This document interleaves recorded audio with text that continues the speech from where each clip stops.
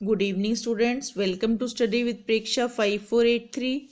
आज हम आपके लिए लाए हैं कक्षा 7वीं अध्याय 9 विजयनगर साम्राज्य का दूसरा भाग। आइए विचार करें। पहला प्रश्न है, कृष्णदेवराय विजयनगर साम्राज्य के महानतम शासक थे। क्या आप इस कथन से सहमत हैं? तर्क सहित वर्णन करें। कृष्णदेवराय निस्संदेह विजयनगर साम्राज्य का सबसे महान शासक था। उसने अपनी योग्यता से विजयनगर साम्राज्य को उन्नति के शिखर तक पहुंचा दिया। उसने विजयनगर राज्य को सुसंगठित किया, शांति व कानून व्यवस्था स्थापित की, कृषि के लिए नहरें में तालाब खुदवाए, सेना में कठोर अनुशासन लागू किया। वह कला व साहित्य का संरक्षक था। उसके राज्य में सभी को धार्मिक आज़ादी थी।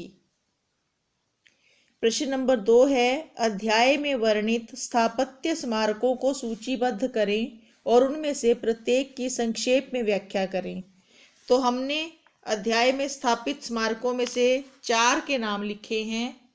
सबसे पहले कमल महल, महानवमी डिब्बा, विरूपाक्ष मंदिर और विठल स्वामी मंदिर। हम इसमें से केवल महानवमी डिब्बा की व्याख्या करेंगे।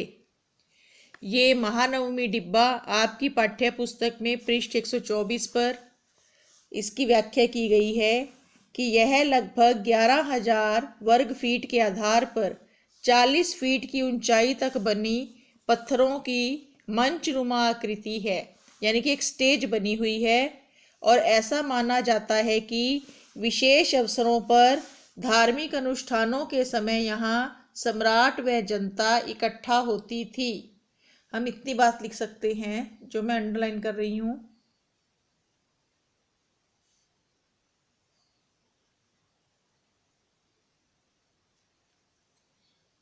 दूसरे नंबर पर यह कमल महल का चित्र बना हुआ है।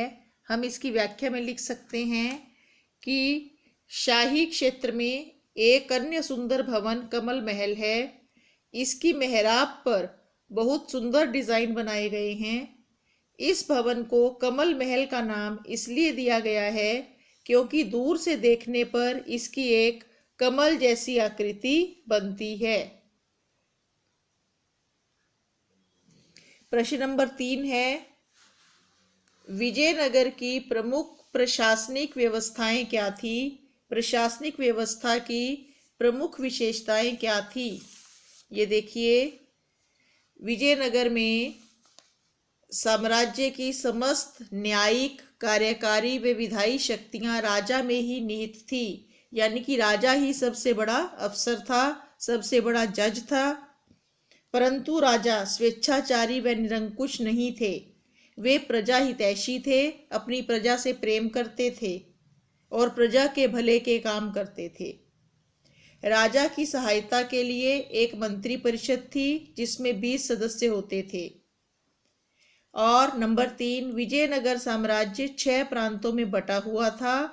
प्रांत आगे वलनाडु, नाडु, स्थल और ग्राम में बटे हुए थे।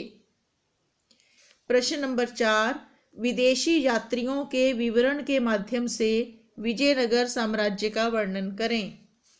तो विदेशी यात्री, ये देखिए प्रश्न नंबर 4, विदेशी यात्रियों के विवरण के माध्यम से विजयनगर साम्राज्य का वर्णन करें।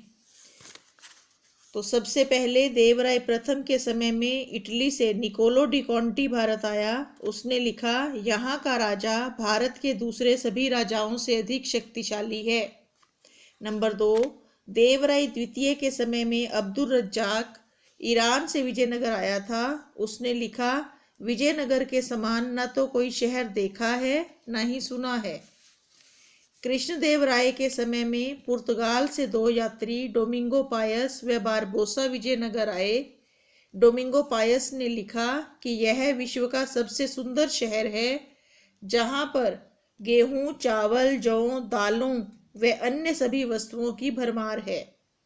इसी प्रकार बारबोसा ने भी इसे अंतर्राष्ट्रीय व्यापार का केंद्र बताया है।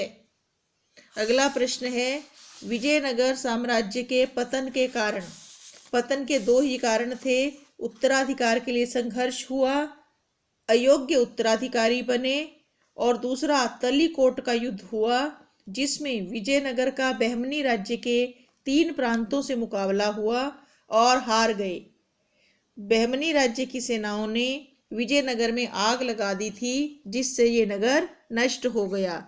हालांकि इसके बाद भी 100 वर्ष तक यहाँ पर दूसरे वंश का शासन रहा, लेकिन विजयनगर अपना महत्व खो चुका था। ये वीडियो यहीं पूरा होता है। देखते रहिए स्टडी विद प्रेक्षा 5483। धन्यवाद।